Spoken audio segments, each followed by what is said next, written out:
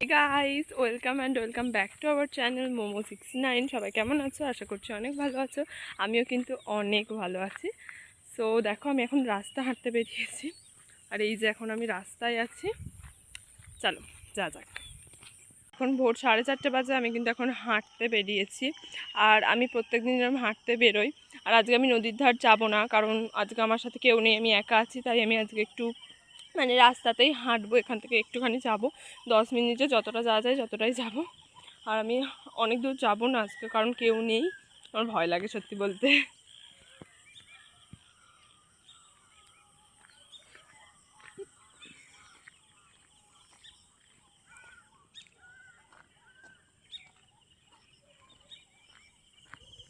এখন অনেকটাই সকাল হয়ে গেছে, আর এখন আমার একবারে হাঁটা হয়ে গেছে। আমি এখন ঘরে যাচ্ছি। আর আমাকে এখন ঘরে গিয়ে অনেক কিছু করতে হবে। আমার স্কুল আছে, এখন তো মর্নিং স্কুল হচ্ছে, তোমরা জানো। আর মর্নিং স্কুল হচ্ছে বলে আমাকে এখন ঘরে গিয়ে বই টই গুছিয়ে রাখতে হবে, যেহেতু এখন না অসুবিধা নেই, অনেক সময় আছে। তো তবুও দেখি ঘরে গিয়ে গেছে আমি একটু পড়তে বসবো, কারণ আমার তো কিচ্ছু পড়া হয়নি। স্কুলের পড়া তো বাদ দাও, টিউশন স্যারের পড়াগুলোও আমি লিটারালি করিনি। স্কুলের পড়া না হয় না করলেও তবুও স্যাররা প্রত্যেকদিন কন্টিনিউয়াসলি পড়া ধরে না, ওটা ম্যানেজ করা যায়। বাট টিউশনের স্যার তো পুরো বের করে দেবে, নইলে বাবাকে ফোন করবে, মাকে ফোন করবে, তাই একদম। সো টিউশনের পড়াটা করতে হবে। আমি একটু গিয়ে ফিজিক্যাল সায়েন্স পড়বো, কারণ আমার আজকে সন্ধেবেলা ফিজিক্যাল সায়েন্সেরই পড়া আছে। সো চলো, পড়তে হবে। আমার একটু ভালো লাগে না ফিজিক্যাল সায়েন্স। ওইদিকে একটা দোকান ওপেন হয়ে গেছে, ওইখানটায়, ওই যে আলো জ্বলছে ওইখানটায়। অনেকটাই সকাল হয়ে গেছে, বাট রাস্তায় তবুও কেউ লোক কেন নেই আমি বুঝতে পারছি না। ভালো হয়েছে লোক নেই বলেই আমি এত সুন্দর করে হাঁটতে পারছি হাফ প্যান্ট পরে। লোক থাকলে নইলে আমাকে ফুল প্যান্ট পরে হাঁটতে হতো। 1893 খ্রিস্টাব্দে বিজ্ঞানী চার্লস বার্নেস ফটোসিনথেসিস শব্দটি প্রচলন করে। 1893 খ্রিস্টাব্দে বিজ্ঞানী চার্লস বার্নেস ফটোসিনথেসিস শব্দটি প্রচলন করেন। এই শব্দটির অর্থ আলো, আর সিনথেসিসের অর্থ হলো সিনথেসিসের অর্থ হলো সালোক সংশ্লেষের সমন্বয়ে গঠিত। ফটোসের আলোর উপস্থিতিতে খাদ্য সংশ্লেষ হওয়াকে সালোক শারীরবৃত্তীয় প্রক্রিয়ায় ক্লোরোফিল যুক্ত কোষে সূর্যালোকের উপস্থিতিতে এবং ক্লোরোফিল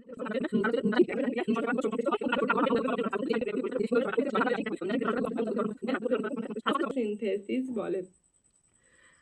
সালোক সংশ্লেষ সবুজ পাতায় ঘটে। আবার কার্বন ডাই অক্সাইড, সালোক সংশ্লেষের উপাদানগুলির ভূমিকা। সালোক সংশ্লেষ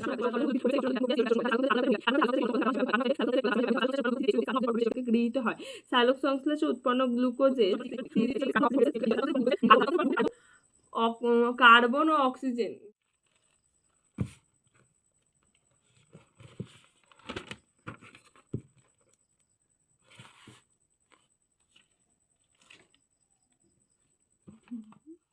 তো তারপর পড়ে টরে উঠে তো আমি একটু দুধ আর ওরিও বিস্কুট খাচ্ছিলাম, আর এটা খেতে আমার খুবই ভালো লাগে। আর তোমরা সবাই জেনে গেছো যে আমি ওরিও বিস্কুট প্রত্যেকদিন সকালবেলাটা একটা খাই, আর এই ওরিও বিস্কুটটা খেতে আমার খুবই ভালো লাগে। এটা খাওয়ার পর কিন্তু আমি একটু ভিডিও শ্যুট করতে বসে গেছিলাম, এটা তোমরা দেখতে পেয়ে গেছো এই ভিডিওটা। আর এটা আমি শ্যুট করতেই বসেছিলাম। এখন ভিডিও শ্যুট করার পর কিন্তু আমাকে আবার দাঁত মাজতে যেতে হবে। সো চলো, ফ্রেশ হয়ে এসে দেখা হচ্ছে।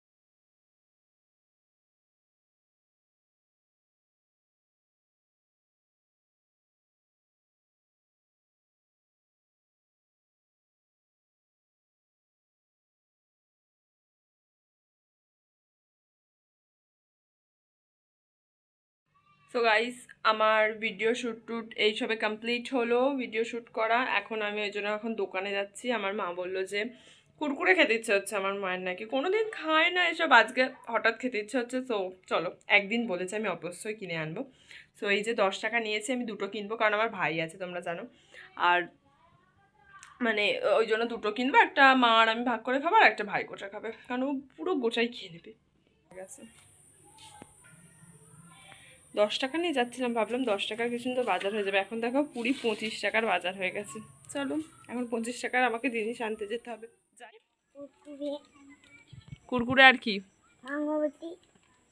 আর এটা কি? এইটা একটা কি?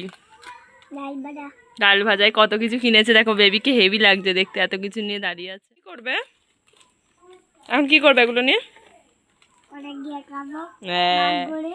ভাগ করে। ইয়ে, আমার বেবি খুব ভালো মতো চলেছে, একা একাই হেঁটে আসছে, দেখেছো? কোলেও নিইনি আমি আমার ছোট মতো ভাইটাকে। এই যে আমরা এখন কুরকুরে খেয়েছি, এখন আমরা কুরকুরে খাবো। ঘাটের ধারে বটা দেখা আছে। কিন্তু ঘাটে ধারে আমি বসবো না, আমরা সেই দিকটা বসবো, ঠিক আছে? যে আমাদের ওদিকে। আমি চলো। ভালো খেতে, কেমন খেতে বলো? অনেক ভালো খেতে।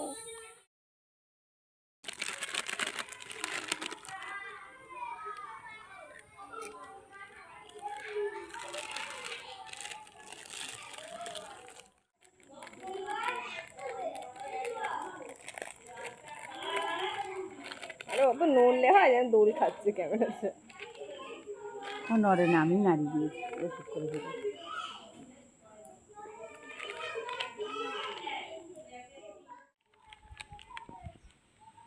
আবার কিনতে চলে গেছিলাম আমি।